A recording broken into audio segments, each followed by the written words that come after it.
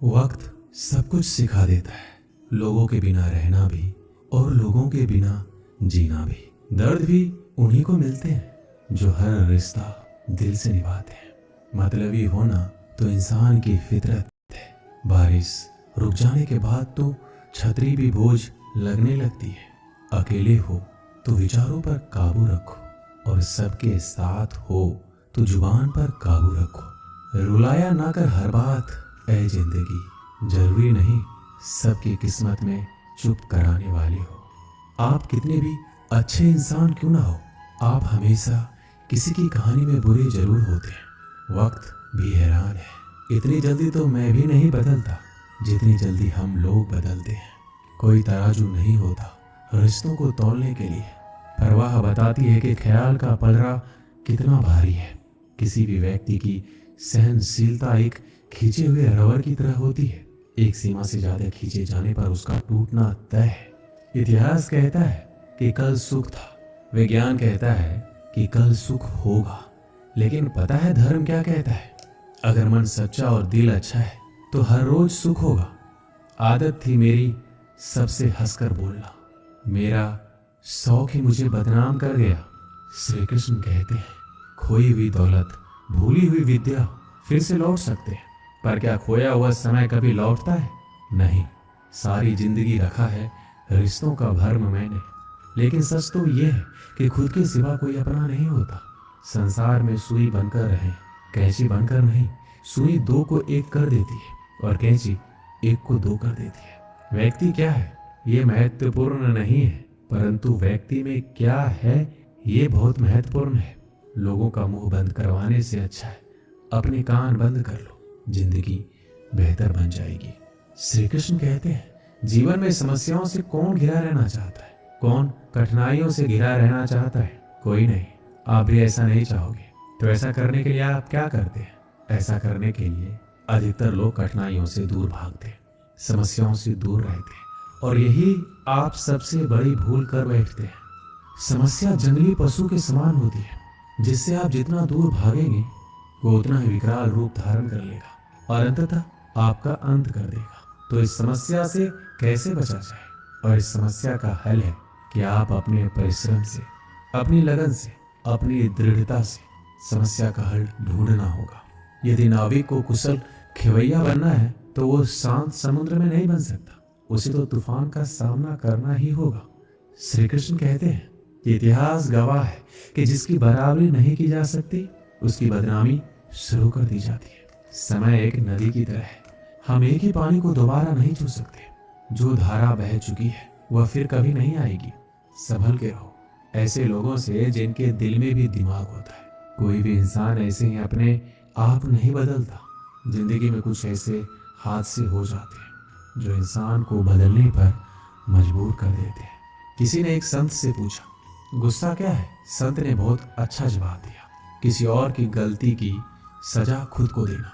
वक्त के साथ चलना कोई जरूरी नहीं है, सच के साथ चलिए, एक दिन वक्त आपके साथ चलेगा। साइकिल और जिंदगी तभी बेहतर चल सकती है जब उसमें चैन हो। कुछ सच तो हम पहले से जानते थे, बस देखना चाहते थे कि लोग झूठ कहाँ तक बोल सकते हैं। जब इंसान का स्वार्थ पूरा हो जाता है तब वह आपसे मिलना तो दूर, आपसे बोलना भी छोड़ देता है। मुश्किल वक्त का सबसे बड़ा सहारा है उम्मीद, जो एक प्यारी सी मुस्कान देकर कानों में धीरे से कहती है सब्र रख, सब अच्छा ही होगा। जरूरी नहीं हमेशा बुरे कर्मों की वजह से ही दर्द सहने को मिले। कई बार हद से ज्यादा अच्छे होने की कीमत चुकानी पड़ती है। किस्मत और हालात दोनों जब साथ ना दे तो उनकी भी सुननी पड़ती है जिनकी कोई औकात नहीं होती। कोशिश आखिरी सांस तक करनी चाहिए, या तो लक्ष्य हासिल होगा या अनुभव। कहते हैं कि प्यार की शुरुआत आंखों से होती है। यकीन मानो प्यार की कीमत भी आंखों से ही चुकानी पड़ती है। श्री कृष्ण कहते हैं आपने पौधों को सींचते हुए देखा होगा, या आपने खुद भी पौधों को सींचा होगा, और आप भी ये कार्य प्रतिदिन करते होंगे। जब आप पौधे को जल देंगे तभी यह फलित होगा, इनमें से फूल निकलेंगे, इनकी सुंदरता बढ़ेगी। परंतु प्रतिदिन यह कार्य करने के पश्चात भी हम इससे एक महत्वपूर्ण सीख लेना भूल जाते हैं। हम कभी पौधों के पत्तों पर, उनकी डालियों पर, उनके फूलों और फलों पर जलधारा नहीं डालते, उन्हें धोते नहीं, परंतु फिर भी वह पनपते हैं, क्योंकि पौधों का जड़ ही सफलता का मूल है।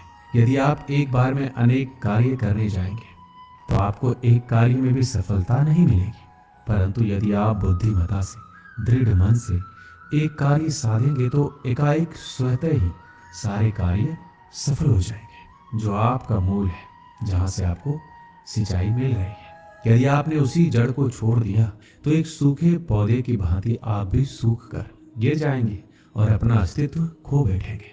श्री कृष्ण कहते हैं, अच्छे लोग हमेशा साथ रहते हैं, दिल में भी, शब्दों में भी, दुआओं में भी। किसी के बारे में सब कुछ जान लेना उसे फिर से अजनबी बना देता है। पछतावा ना कीजिए, क्योंकि बीता हुआ समय अच्छा था तो वह यादगार है, और यदि बीता हुआ समय खराब था तो एक अनुभव है।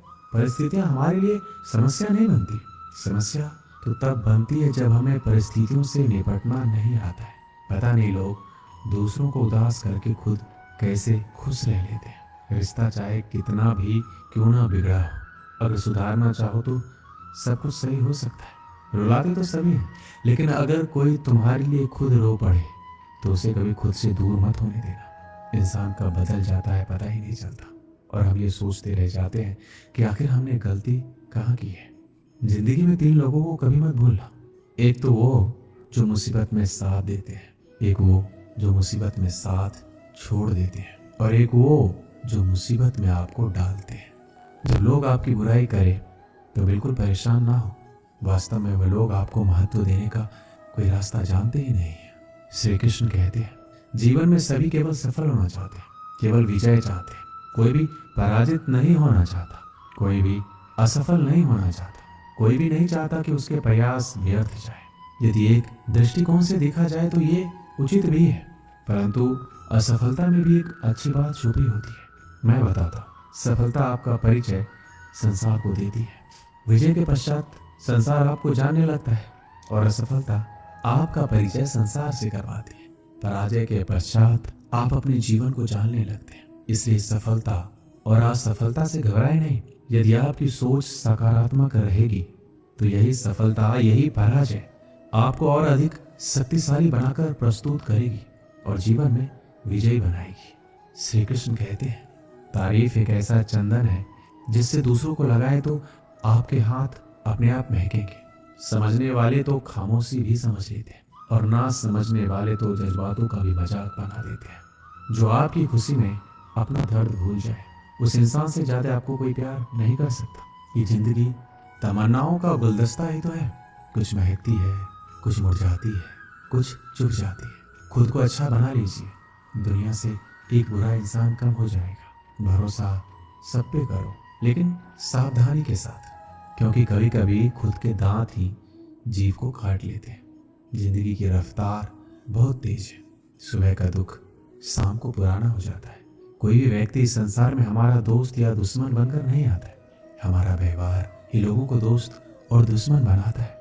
सबसे मुश्किल रास्ता वह है जिस पर आपको हमेशा अकेला चलना पड़ता है, और असल में वही रास्ता जिंदगी में आपको मजबूत बनाता है। बड़ों का दिया हुआ आशीर्वाद और अपनों की दी हुई शुभकामनाओं का कोई रंग नहीं होता, लेकिन जब ये रंग लाते हैं तो जीवन में रंग भर जाते हैं।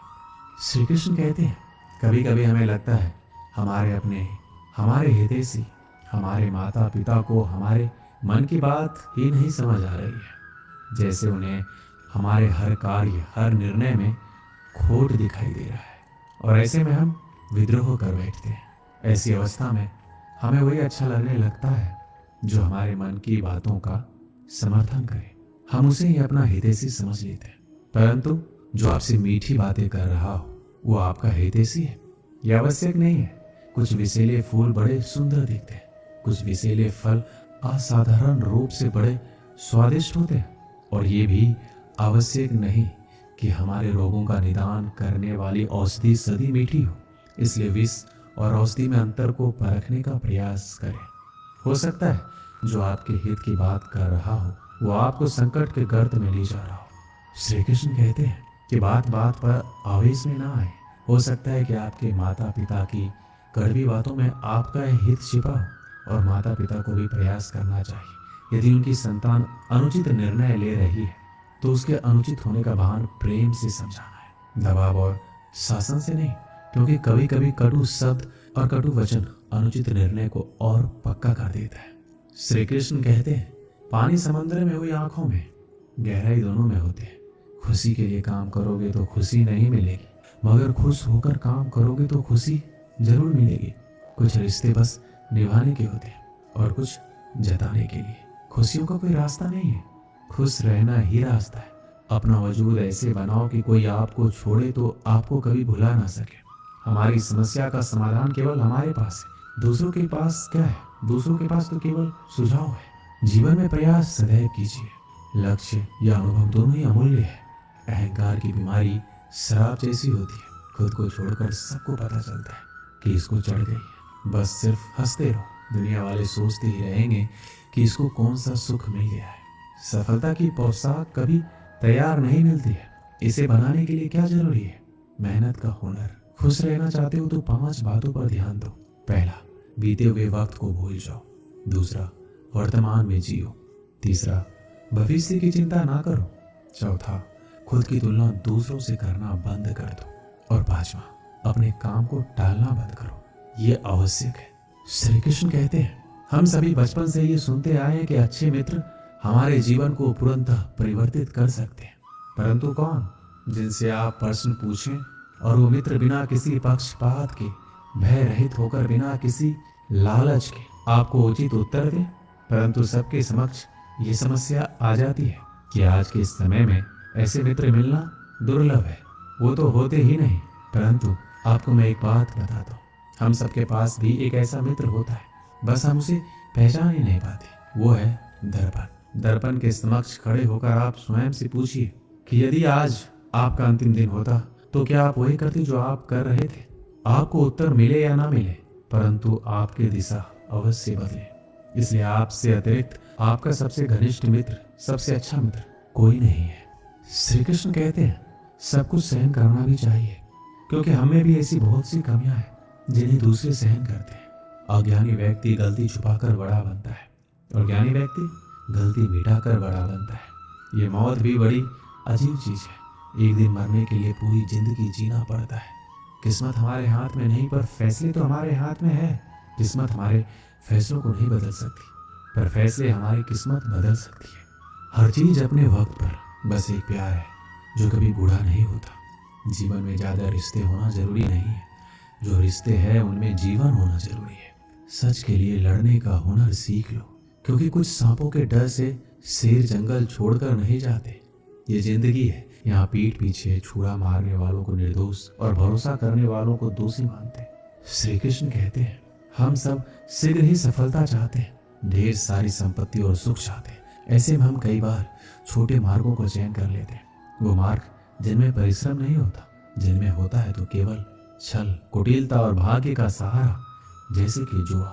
कोई जुए के खेल में धन लगाता है, कोई दांव लगाता है और ये भूल जाता है कि जुआ एक ऐसा दलदल है जिसमें एक बार गिरो तो सर्वनाश से पहले निकलना असंभव है।